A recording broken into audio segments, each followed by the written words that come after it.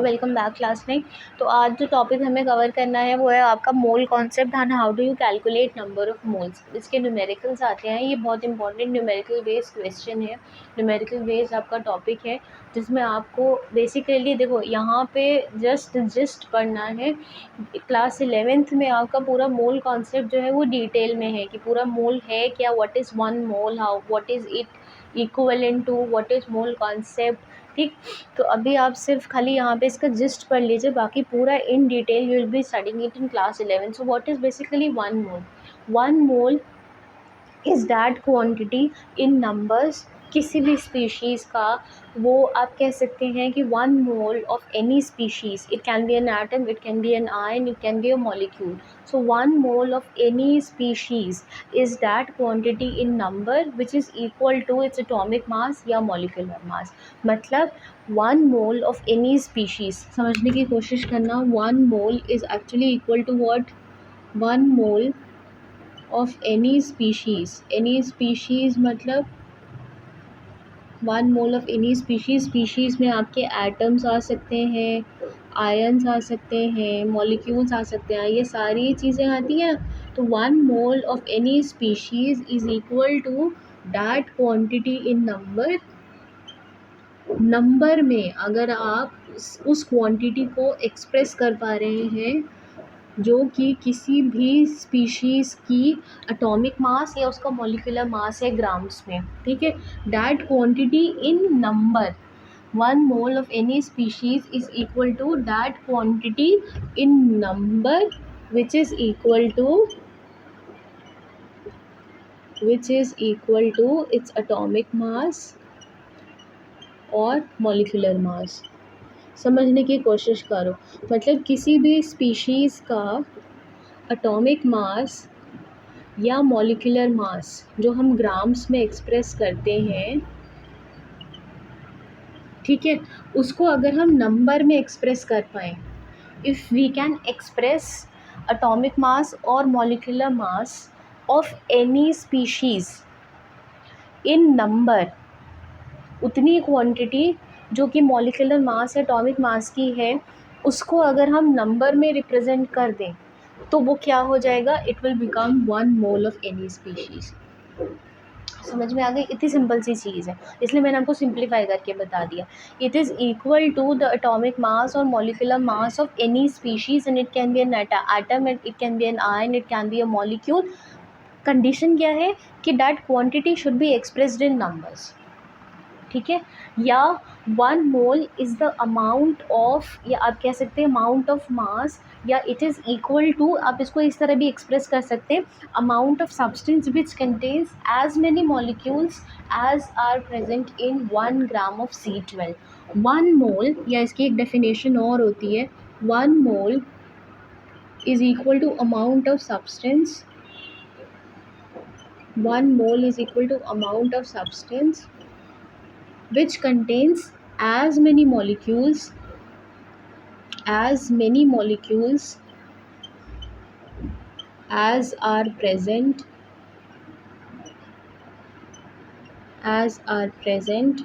in 1 gram of C12 atom। 1 gram C12 atom में जितने molecules present हैं उतना ही अमाउंट ऑफ सब्सटेंस, किसी भी सब्सटेंस का 1 मोल होगा। तो दो डेफिनेशंस हैं, या तो किसी भी स्पीशीज़ की एटॉमिक मास या मॉलिक्यूलर मास को अगर हम नंबर में रिप्रेजेंट कर दें तो वो उसका 1 मोल हो गया, या 1 mole is equal to that amount of substance which contains as many molecules as are present in 1 gram of C12 atom, ठीक है। या 1 atom of C12 isotope which is present in 1 atom of C12 isotope, ठीक है। एक atom of C12 isotope में जितने molecules present होंगे उतना ही अमाउंट ऑफ सब्सटेंस जो है वो किसी का 1 मोल होगा, and it is equal to 6.0। अगर हम नंबर में रिप्रेजेंट करें तो it is equal to 6.022 into 10 की पावर 23। इसको बोलते हैं एवोगाड्रोस कांस्टेंट। यानी किसी भी सब्सटेंस के 1 मोल में कितने नंबर ऑफ पार्टिकल्स प्रेजेंट होंगे, यही चीज़ बोली थी क्वांटिटी को अगर हम नंबर में रिप्रेजेंट कर दें तो वो उसका जो है क्या हो जाएगा, इट विल बी इट्स मोल। ठीक है, अब मोल जो है वो कैलकुलेट कैसे करते हैं, ये 1 मोल होता है, 1 mole is equal to 6.022 into 10⁻23 atoms. Quantity number हमने रिप्रेजेंट कर दिया। Now there are 2 methods of calculating number of moles. इसके क्वेश्चंस आते हैं न्यूमेरिकल बेस्ड जो है, ये आपका है topic, how do you calculate the number of moles. So number of moles is calculated using 2 formulas. एक तो आपका गिवन मास अपॉन मोलर मास,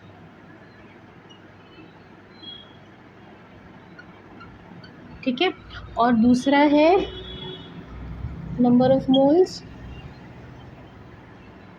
वो होता है नंबर ऑफ पार्टिकल्स, क्योंकि कई बार दोनों तरीके से आपका जो है वो मोल पूछ लेते हैं, number of particles upon Avogadro's constant, Avogadro's constant. ठीक है, तो ये दोनों चीज़ें हैं, दोनों फॉर्मूले हैं which are use for calculating number of moles.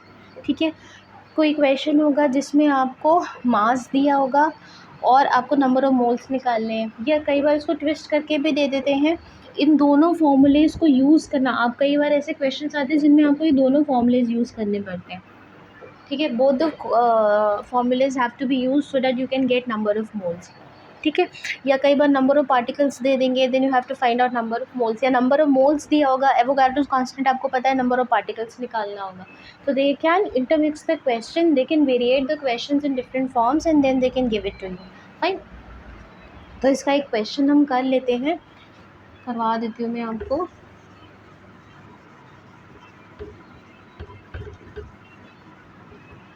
ठीक है, एक क्वेश्चन है, find the mass of 1 mole of nitrogen atom.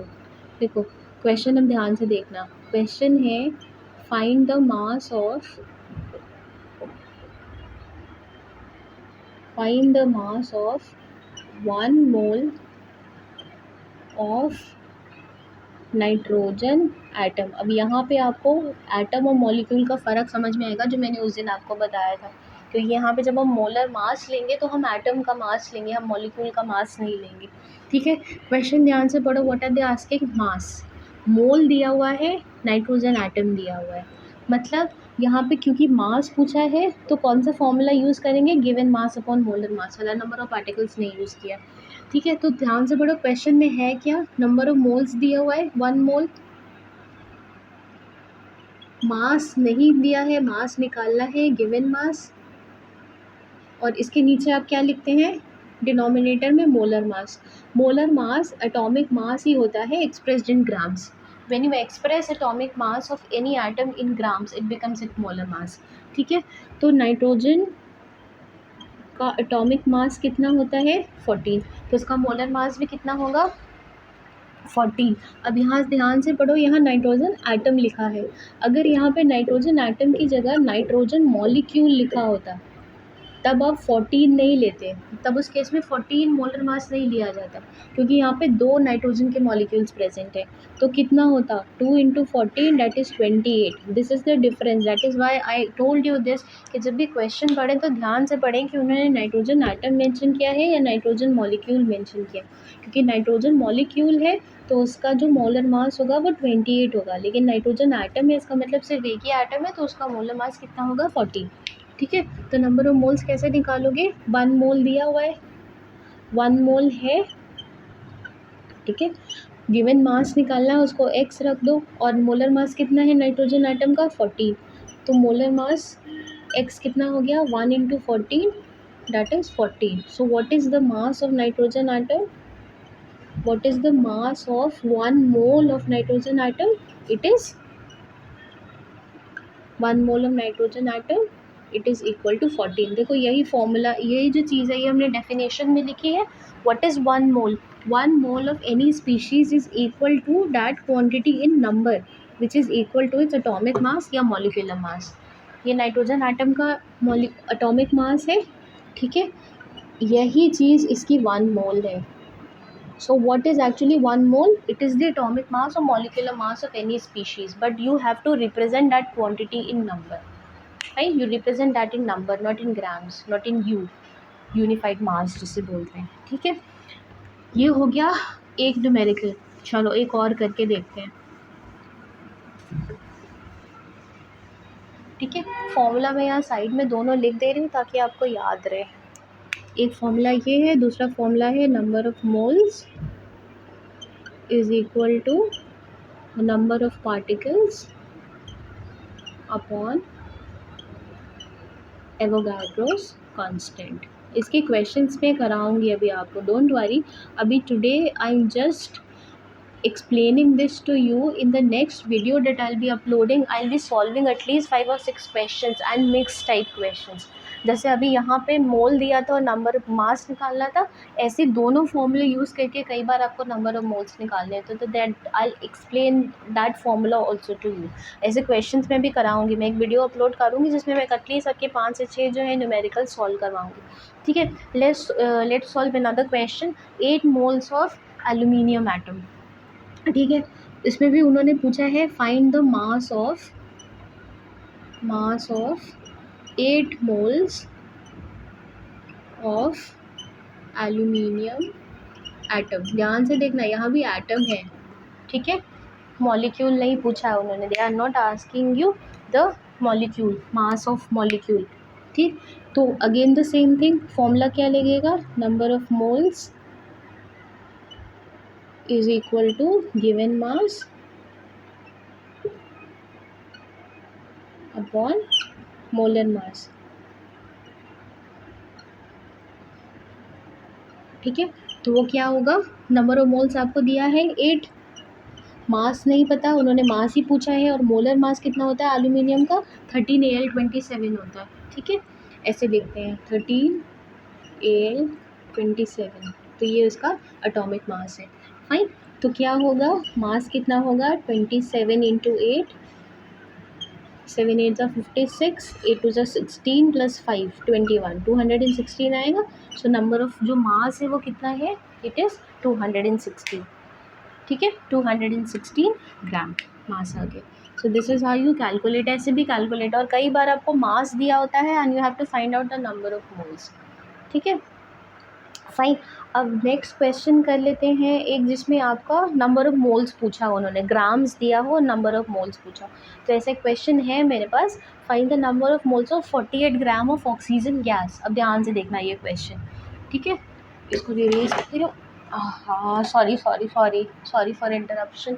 Body नीचे आ गया बेटा, ज़्यादा बढ़ा दिया लग रहा है. Sorry for interruption. रुकना.